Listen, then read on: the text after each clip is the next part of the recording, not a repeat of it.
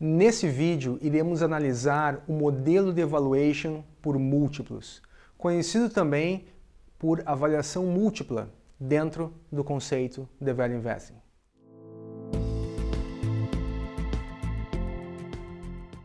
Olá, bem-vindos ao canal, sou Rafael Desconze. Se você é novo por aqui, nesse canal compartilho conteúdos de finanças, investimento e economia.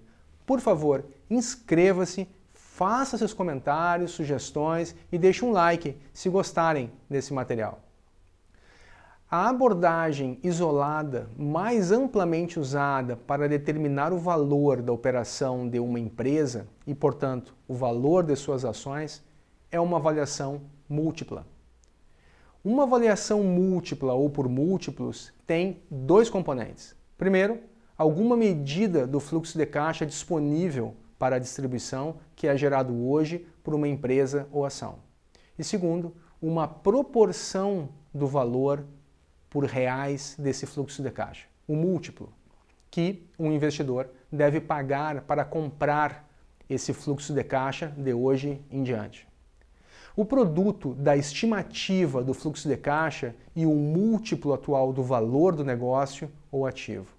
A essência de uma abordagem múltipla é a seleção de uma medida do fluxo de caixa disponível para a distribuição e a determinação do múltiplo adequado a ser aplicado a esse fluxo de caixa. Ao selecionar uma variável de fluxo de caixa, os analistas que confiam na precisão da contabilidade financeira consideram o lucro líquido futuro uma medida apropriada. Aqueles que se preocupam com o impacto distorcido da alavancagem e dos impostos usam os lucros operacionais, lucro antes de juros e impostos ou EBIT. Outros que reconhecem que a amortização é frequentemente um custo contábil em vez de um custo real, a adicionam de volta para produzir o EBITDA. Frequentemente os analistas aplicam a mesma lógica, às vezes de forma inadequada, a depreciação e observam o EBITDA, os ganhos operacionais, mais depreciação e a amortização. Analistas preocupados com o fato de que adicionar depreciação ignora os investimentos necessários para manter os ativos de capital de uma empresa e apoiar o crescimento, dinheiro que não está disponível para distribuição aos proprietários, preferem o fluxo de caixa livre, geralmente definido como fluxo de caixa das operações menos gastos com o investimento.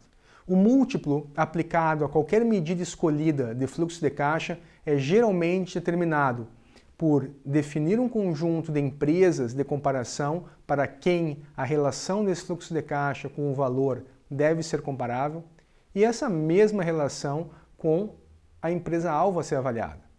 E segundo, calcular uma razão média entre o valor de mercado e a variável de fluxo de caixa em questão para esse conjunto de comparáveis ao longo de determinado período.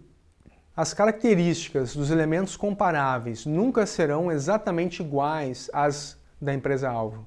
Então, muitas vezes são feitas tentativas para ajustar o múltiplo para levar em conta quaisquer diferenças significativas. A determinação de um múltiplo apropriado dependerá da natureza dos fluxos de caixa de um negócio. Fluxos de caixa seguros, estáveis e previsíveis devem ser mais valiosos do que os arriscados e instáveis e devem orientar múltiplos mais altos. Como a estabilidade e a segurança são prejudicadas por altos níveis de endividamento, os múltiplos devem ser menores para as empresas altamente alavancadas, em comparação com aquelas com pouca alavancagem.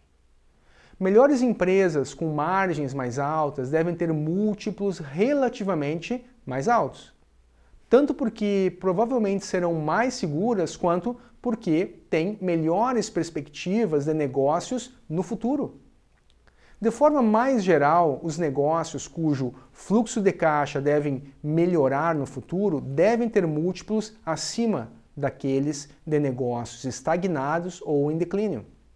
Esse princípio se aplica também a empresas cujos fluxos de caixa atuais estão temporariamente deprimidos por ciclos de todo o setor ou economia.